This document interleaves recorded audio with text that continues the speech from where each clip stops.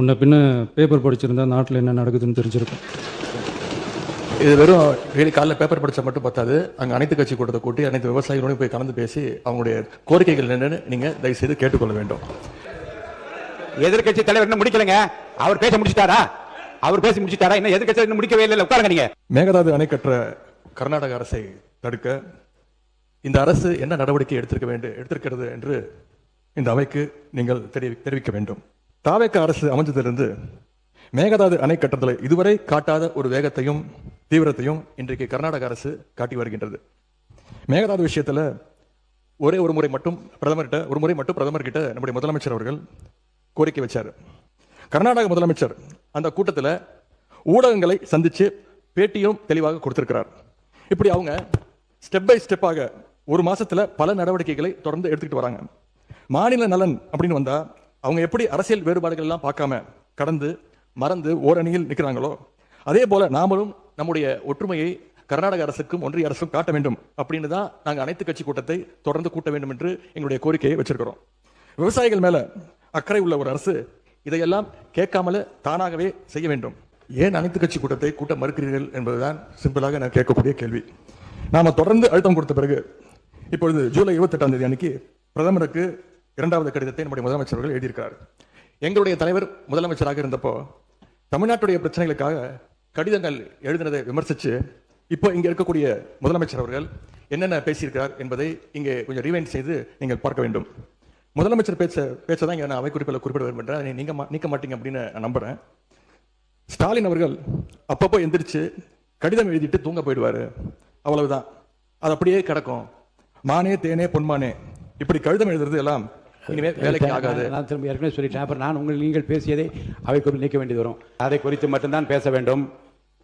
மீதி விஷயங்களை பேசுவதற்கு நான் அனுமதிக்க மாட்டேன். முதலமைச்சர் அவர்கள் கர்நாடகா போறார் அப்படின்னு வேளாண் துறை அமைச்சர் ஒரு பேட்டி கொடுக்கிறார். அப்புறம் அவரே அதை மறுத்து பேசுகிறார். அப்புறம் இன்னும் 2 அமைச்சர்கள் அதிகாரப்பூர்வமாக எந்த முடிவையும் நாங்கள் எடுக்கவில்லை என்று கூறுகிறார்கள். 13 பேர் கொண்ட ஒரு குழு போகுதுன்னு திரும்பி செய்திகளில் பார்த்தோம். கடைசியில் என்ன ஆச்சுன்னா கர்நாடக முதலமைச்சர் சொல்லிட்டார், இந்த தமிழ்நாடு முதலமைச்சர் இங்கே வர வேண்டாம், நாங்கள் தண்ணி எல்லாம் கொடுப்பதற்கு தயாராக இல்லை என்று கர்நாடக முதலமைச்சர் அவர்கள் தெரிவிக்கிறார். தவறாக எதுவும் பேசவில்லை. அனைத்து கட்சி கூட்டத்தை கூட்ட போகிறீர்களா இல்லையா, எப்பொழுது கூட்ட போகிறீர்கள்? இன்னொன்னு கர்நாடக முதலமைச்சர் சொல்றாரு, முதலமைச்சர் இங்க வர தேவையில்லை, தமிழ்நாடு முதலமைச்சர் இங்க வர தேவையில்லை, தண்ணி நாங்கள் கொடுக்க முடியாது, தண்ணி இல்லை அப்படின்னு கர்நாடக முதலமைச்சர் சொல்லியிருக்கிறார். இதையெல்லாம் கேட்டுதான் நான் தெளிவுபட விரும்புகின்றேன். தமிழக முதலமைச்சர் கர்நாடகா செல்வதாக இருந்தாரா, அப்படி இருந்தால் ஏன் செல்லவில்லை, இப்பொழுது உங்களுடைய நிலை என்ன என்பதுதான் என்னுடைய கேள்வி. 2வது பிரச்சனை, பயிர்க்கடன் தள்ளுபடி பற்றி பேச விரும்புகின்றேன். தேர்தல் வாக்குறுதியில் நீங்கள் கொடுத்த வாக்குறுதி முழு பயிர்க்கடன் இதெல்லாம் அனுமதிப்பதாக இல்லை.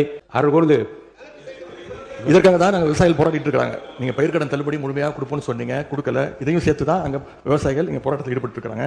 எவ்வளவு டைம் தேவைப்படும் அப்படின்னு சொல்ல வேண்டும். அதே மாதிரி டெல்டாவில் இருக்கக்கூடிய அனைத்து தரப்பு விவசாய சங்க பிரதிநிதிகளையும் சந்திச்சு பேசுற மாதிரி முதலமைச்சர் அவர்கள் ஒரு கூட்டத்தை கூட்ட வேண்டும். 3வதாக குறுவையில நஷ்டத்தை சந்திச்சிருக்கக்கூடிய விவசாயிகளுக்கு இந்த அரசு உரிய இழப்பீடு வழங்கணும்னு கேட்டுக்கொள்கின்றேன். எங்களுடைய ஆட்சியில 6.5 லட்சம் ஹெக்டேர் அளவுக்கு குறுவை சாகுபடி நடந்துச்சு.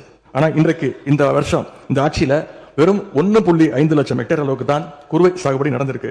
நீங்க ஸ்பெஷல் பேக்கேஜ் சொல்லி 134 கோடி அறிவிச்சிருக்கீங்க. அதை எத்தனை பேருக்கு கொடுத்திருக்கிறீங்க என்பதை இந்த அவையில தெரிவிக்க வேண்டும். ஏதாவது கணக்கெடுப்பு நடத்திருக்கிறீர்களா? மாண்புமிகு முதலமைச்சர் அவர்கள்.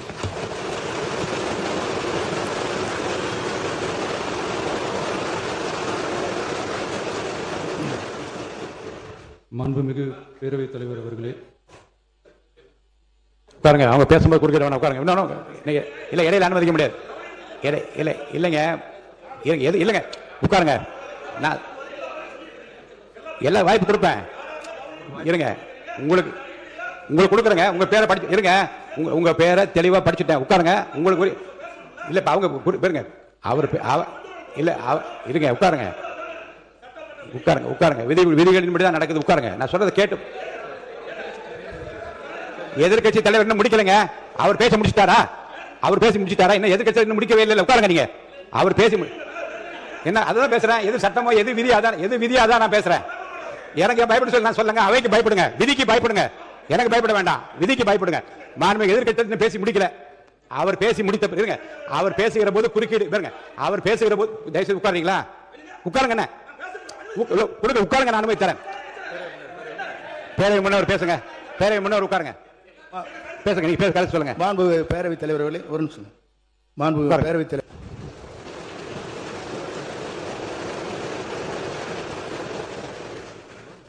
மாண்புமிகு பேரவைத் தலைவர் அவர்களே, காவிரி விவகாரத்தில் எதிர்க்கட்சி சில விவரங்களை கேட்டிருக்கிறாங்க.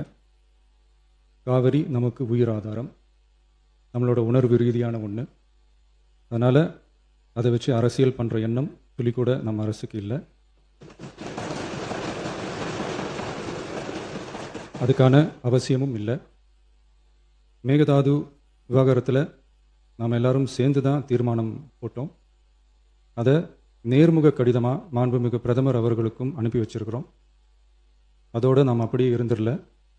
ராஜ்யசபாவில் ஒன்றிய ஜல் சக்தி துறை இணை அமைச்சர் மேகதாது அணை பற்றி முழு விவரங்களை குறிப்பிடலைன்னு தெரிஞ்சதும் காவிரி நடுவர் மன்றத்தின் இறுதி தீர்ப்பு மற்றும் மாண்புமிகு சுப்ரீம் கோர்ட் தீர்ப்பு சம்பந்தமான விதிகள் மற்றும் பத்திகளை கோட் பண்ணி மேகதாது திட்டத்துக்கு எந்த விதமான சட்டபூர்வமான அனுமதியோ நிர்வாக அனுமதியோ வழங்கக்கூடாதுன்னு மாண்புமிகு பிரதமர் அவர்களுக்கு அடுத்த நாளே நேர்முக கடிதம் எழுதினோம். காவிரி நதிநீர் பங்கீட்லேயும் சரி, மேகதாது அணை கட்டுற முயற்சிகளை தடுக்கிறதுலையும் சரி, தமிழ்நாட்டோட உரிமையை நம்ம அரசு கொஞ்சம் கூட விட்டு தரவே தராது. அதுதான் நம்மளோட நிலைப்பாடும். அதே நேரத்தில் கர்நாடகாவில் சில அணைகள் கட்ட ஆரம்பித்ததை பற்றியும் இதே அவையில் 1969 ஒரு விவாதம் நடந்திருக்கு. அப்போது நீர்வளத்துறை அமைச்சராக இருந்தது யார்? அப்போ அணை கட்ட விட்டது ஏன்னு கேட்டு அந்த மாதிரி சீப் பாலிடிக்ஸ்லாம் நான் பண்ண விரும்பலை.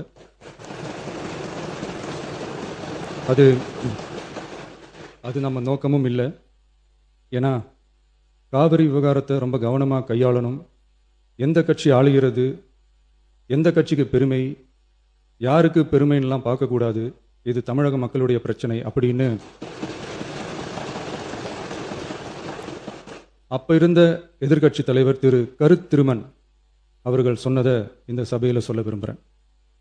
காவிரி பிரச்சனையில் சம்பந்தப்பட்ட 2 மாநிலங்களும் ஒன்றிய அரசும் உட்கார்ந்து முடிவெடுக்கணும்னு 1969 இந்த சபையில் பேசியிருக்கிறாங்க. அதுக்கப்புறம் நிலைமை வேறு மாதிரியெல்லாம் போயிடுச்சுன்னும் நம்ம எல்லாருக்குமே தெரிஞ்சது தான். சட்டப்படி இந்த பிரச்சனையை அணுகிறதுல நாம் உறுதியாக இருக்கிறோம், அதில் மாற்றமே இல்லை. இருந்தாலும் ஒரு அட்டெம்ப்ட் எடுத்து பார்க்கலாம்னு தோணுனது தான் அந்த பெங்களூர் விசிட். அப்படி ஒரு விசிட் பற்றி ஃபஸ்ட்டு யோசித்து கேட்டதும் நான் தான். நாம் பெங்களூர் போக நினச்சதை பற்றி பல ஒப்பீனியன்ஸ் வந்துச்சு. நாம் போக நினச்சதுக்கு காரணம், ஒருவேளை இந்த பிரச்சனை தீர்க்கறதுக்கான ஒரு பாசிட்டிவ் சைன் கிடைச்சா நல்லா இருக்குமேன்னு ஒரு எண்ணத்தில் தான். இன்றைய காலத்தில் பகை நாடுகளை பேசி தீர்க்க பார்க்குறாங்க, பக்கத்து மாநிலத்தோட பேசி பார்த்தா என்னன்னு நினச்சேன். அதனால தான் அப்படி ஒரு அட்டெம்ப்ட் எடுக்க நான் ட்ரை பண்ணோம். ஒருவேளை அந்த அட்டெம்ப்டில் ஒரு அவமானம் நேர்ந்தால் என்ன செய்யன்னு சில பேர் கேட்டாங்க. அப்படி நடந்தால் தமிழ்நாட்டு மக்களுக்காக அதையும் தாங்க தயாராக தான் இருக்கேன்.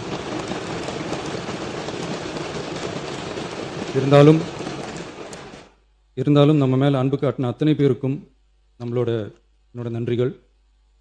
இந்த காவிரி விவகாரம் பற்றி மாண்புமிகு நீர்வளத்துறை அமைச்சர் அவர்கள் உரிய விளக்கம் அளிப்பார். அதே மாதிரி காவிரி பிரச்சனையால் பாதிக்கப்பட்ட விவசாயிகளுக்கான அந்த இன்சூரன்ஸ் ப்ரீமியம் அரசே கட்டுறதை பற்றி கேட்டிருந்தாங்க. அதுக்கான விரிவான பதிலை மாண்புமிகு விவசாய அமைச்சர் அவர்கள் தருவார். அப்புறம் இந்த குறுவை சாகுபடிக்கு அந்த நிவாரண தொகுப்பு பற்றி எதிர்க்கட்சியிலேருந்து கேட்டிருந்தாங்க. அந்த குறுவை சாகுபடிக்கு அந்த நிவாரணம் ஏற்கனவே கொடுத்தாச்சு, வழங்கியாச்சு. இது அரசியலே நாங்கள் தான் அப்படின்னு சொல்லிக்கிறவங்களுக்கு இது எப்படி தெரியாமல் போச்சுன்னு எனக்கு தெரியல.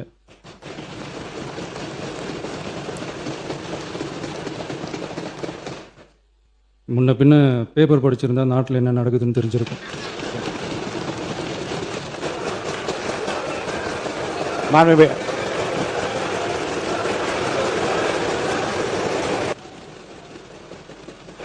மாண்புமிகு எதிர்க்கட்சி தலைவர் சுருக்கமாக. ஸ்பெஷல் பேக்கேஜ்னா நீங்க கொடுத்தது 134 கோடி கொடுத்தீங்க. அது அனைத்து அரசுலையும் கொடுக்கறக்கூடிய ஸ்பெஷல் பேக்கேஜ் தான். இப்போ வறட்சி நிவாரண நிதி அவங்க கேட்குறாங்க. இது ரெண்டுத்துக்கும் வித்தியாசம் தெரிஞ்சுக்க வேண்டும். இது வெறும் டெய்லி காலையில் பேப்பர் படிச்சா மட்டும் பத்தாது. அங்கே அனைத்து கட்சி கூட்டத்தை கூட்டி அனைத்து விவசாயிகளோடு போய் கலந்து பேசி அவங்களுடைய கோரிக்கைகள் என்னன்னு நீங்கள் தயவுசெய்து கேட்டுக்கொள்ள வேண்டும். இன்னொன்று திரும்பி கேட்பது தான், கர்நாடகாவில் அவங்க அனைத்து கட்சி கூட்டத்தை கூட்டி முன்னாள் முதலமைச்சர்லாம் வர சொல்லி அவங்களுடைய கோரிக்கைகள்லாம் கேட்டுக்கிட்டு இருக்காங்க, தொடர்ந்து கேட்டுட்டு இருக்காங்க. இந்த தாவேக்கா அரசு ஏன் அனைத்து கட்சி கூட்டத்தை கூட்டுவதற்கு என்ன உங்களுக்கு பயம், என்ன உங்களுக்கு தயக்கம் என்பதை நான் கேட்டுக்கொள்ள விரும்புகின்றேன். அதே மாதிரி குறுவை பாதித்த சம்பவம் இன்னைக்கு கேள்விக்குறியாக இருக்கிற நிலையில விவசாயிகளுடைய தொடர் கோரிக்கை டெல்டா மாவட்டங்களை வறட்சி பாதித்த மாவட்டங்களாக அறிவித்து அதற்கான உரிய நிவாரணங்களை அவங்க தொடர்ந்து கேட்டுட்டு இருக்கிறாங்க. எனவே அதையும் இந்த அரசு செய்ய வேண்டும் என்று கேட்டுக்கொள்கின்றேன்.